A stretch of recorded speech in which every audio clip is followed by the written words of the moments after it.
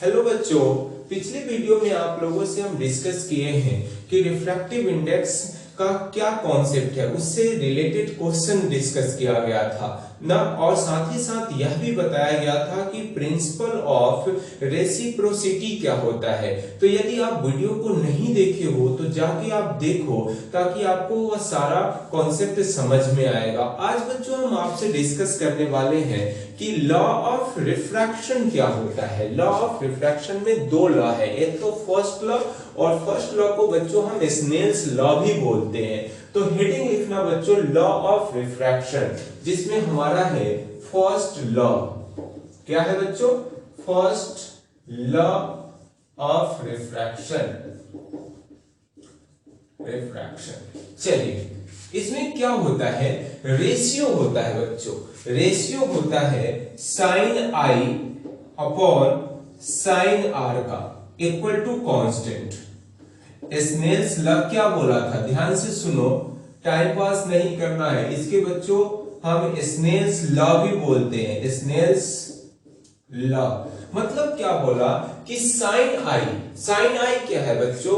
Angle of incident. मतलब sign के साथ एंगल ऑफ इंसिडेंट लो और साइन के साथ एंगल ऑफ रिफ्रैक्शन मतलब रिफ्रैक्शन लो और उसको रेशियो कर दो तो वह कांस्टेंट मिलता है। तो यह किसने बताया था? स्नेल्स लॉ ने। तो स्नेल्स ने बताया और स्नेल्स लॉ इसी का नाम होता है ना। तो बच्चों यह क्या होता है? यह कांस्टेंट क्यों लिखे हैं? ध्यान से देखो, यह बच्चों सरफेस है, हमारा सरफेस मान लेते हैं। यहां से कोई लाइट आ रहा है, यह डेंसर मीडियम मान लो या रेयरर मीडियम मान लेते हैं। एक बात तो आपको याद होना चाहिए, डेंसर से रेयरर में रे आए तो क्या करता है? वो अवे फ्रॉम नॉर्मल जाता है इस तरह से। यह ओरिजिनल पाथ है हमारा, ये रिफ्लेक्ट हो गया है, रिफ्रैक्टेड रे है, रिफ्रैक्टेड रे है। यह हमारा इंसिडेंट रे है, इंसिडेंट रे। और यह हमारा क्या है बच्चों? नॉर्मल है। कोई परेशानी नहीं होनी चाहिए। इसको बोलते हैं आई और यह क्या होता है? आर होता है। तो यह sine I upon sine are equal टू दोनों का जो रेशियो होगा वो कांस्टेंट होगा, यही तो बोला है। चलो, स्नेल्स का एक और बात है, स्नेल्स लॉ लगाने से समय एक लॉजिक याद करो बच्चों। इसका रिफ्रैक्टिव इंडेक्स μ1 है और मान लेते हैं इसका μ2 है। कोई परेशानी क्या? एक का रिफ्रैक्टिव इंडेक्स डेंसर का 1 माने और रेयरर का 2 माने। आपका मीडियम कुछ भी, ऊपर रेयरर भी हो सकता है, नीचे डेंसर हो सकता है, इसमें कोई बड़ी बात नहीं है। अब लगाते कैसे हैं? ध्यान से देखना। स्नेल्स लॉ लगाओगे यहां बच्चों तो क्या लिखोगे? जिस मीडियम से रे आ रहा है, ध्यान से सुनना मेरी बात, एकदम याद रखना, यही बात सही है। जिस मीडियम से रे आ रहा है उस मीडियम का क्या लिखना है? Refractive index. और साथ ही साथ उस मीडियम में इंसिडेंट रे और नॉर्मल के बीच एंगल कितना बन रहा है उसको साइन के साथ लिखना है। क्या बोले? रिफ्रैक्टिव इंडेक्स μ1 और उसको मल्टीप्लाई किससे करना है? साइन एंगल ऑफ इंसिडेंट मतलब साइन आई से। कोई परेशानी क्या? चलिए, इक्वल टू लिखो। मीडियम में, किस मीडियम में जा रहा है? μ2 में जा रहा है। मीडियम μ2 मतलब रिफ्रैक्टिव इंडेक्स क्या है मीडियम 2 का? μ2, तो μ2 लिखे। अच्छा, साथ साथ क्या लिखना है? साइन के साथ किसको? एंगल ऑफ रिफ्रैक्शन को।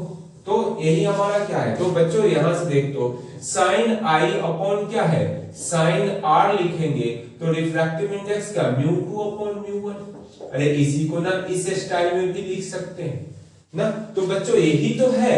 तो यह क्या है? इसीलिए क्या है? यह कांस्टेंट है। मतलब रिफ्रैक्टिव इंडेक्स क्या है? चेंज थोड़े करेगा। जो मीडियम फिक्स कर दिए हैं वो फिक्स है।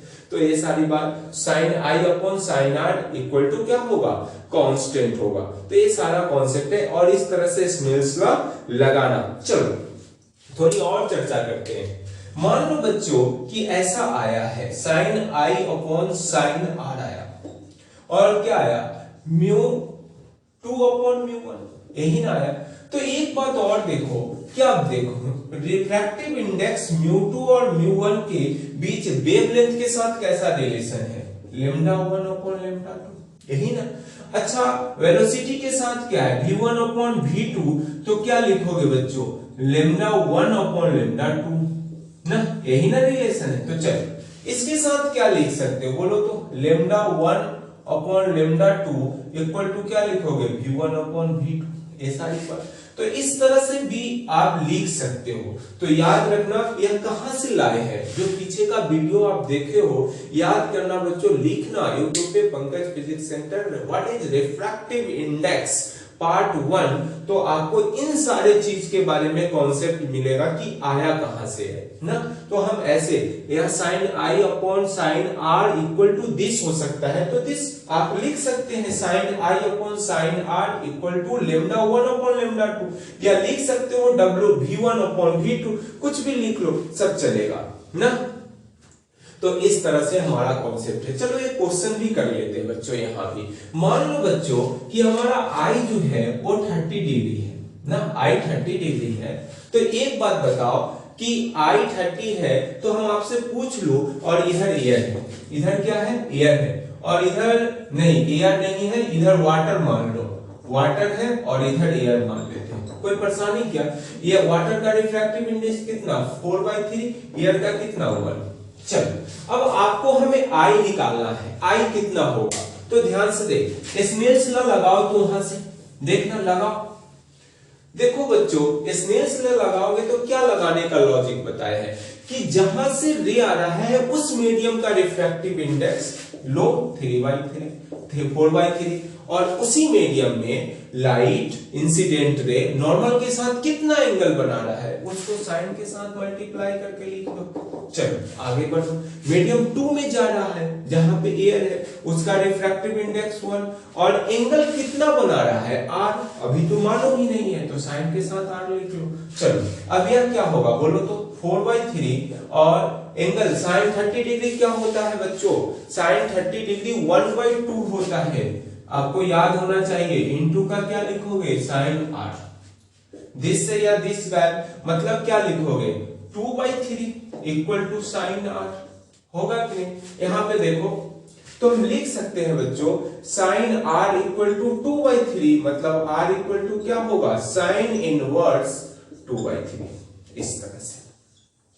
तो इतना हमारा एंगल हो जाएगा, कोई परेशानी इसमें की, तो इस तरह से हम सॉल्व कर लेते हैं। चलो फर्स्ट लॉ के बारे में आई होप आपको हम कॉन्सेप्ट क्लियर हो चुका होगा कि फर्स्ट लॉ या स्नेल्स लॉ क्या होता है, उसको कैसे लगाते हैं। सेकेंड लॉ क्या होता है बच्चों, बिल्कुल आप जो रिफ्लेक्शन में जो लॉ पढ़े हैं ना, सेकेंड लॉ, सेम बात यहाँ भी है, तो ध्यान रखना बच्चों कैसे फाइंड आउट करते हैं। चलो आपको लिखना पड़े कि सेकेंड लॉ क्या होगा, second law of refraction, second law, तो क्या लिखोगे, इंसिडेंट रे सेम बात है, रिफ्लेक्टेड रे, रिफ्रैक्टेड गलत लिख रहे हैं ना, रिफ्रैक्टेड रे and normal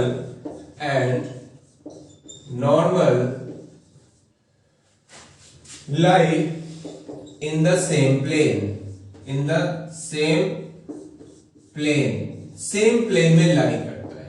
तो यही हमारा क्या है, सेकेंड लॉ है। फालतू की बात है, जो आप फर्स्ट मतलब रिफ्रैक्शन में पढ़े थे ना, रिफ्लेक्शन में पढ़े थे, वही हमारा सेकेंड लॉ है, जो वहां था वही यहाँ भी है। तो बच्चों याद रखना कि कैसे लगाया जाता है। तो आई होप आपको समझ में आ गया होगा कि लॉ ऑफ रिफ्रैक्शन क्या होता है। तो इससे हम दोनों लॉ को आपको समझाए, इसको कैसे लगाना है, स्नेल्स लॉ कैसे यूज करना है, तो ये सारी चीज आपको सिखाया गया।